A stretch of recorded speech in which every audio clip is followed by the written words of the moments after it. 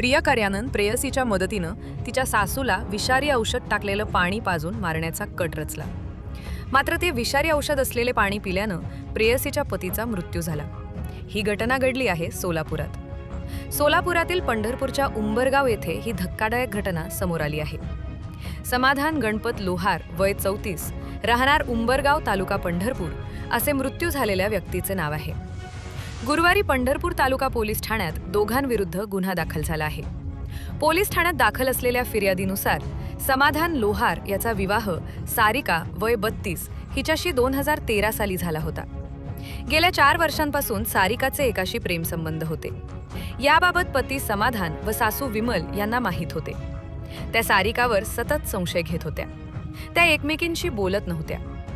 10 जानेवारी 2026 रोजी सकाळी 7 वाजण्याच्या सुमारास शेखर यानं सारिकाला गावातील एका शेतात बोलावून घेतलं. विषारी औषध असलेली पाण्याची बाटली सारिकाला दिली. सारिकानं रात्री 8च्या सुमारास घरासमोरील कळशीतील पाण्यामध्ये विषारी औषध ओतलं. त्या कळशीतील पाणी सासूने एका तांब्यात घेतलं. थोडं पिताच त्यांना पाण्याची चव कळू लागली. ते पाणी पिवळसर दिसल्याने सासूने तांब्यातील पाणी तिचा मुलगा समाधानजवळ ठेवून गेल्या. जेवणानंतर तांब्यातील पाणी समाधानने पिले.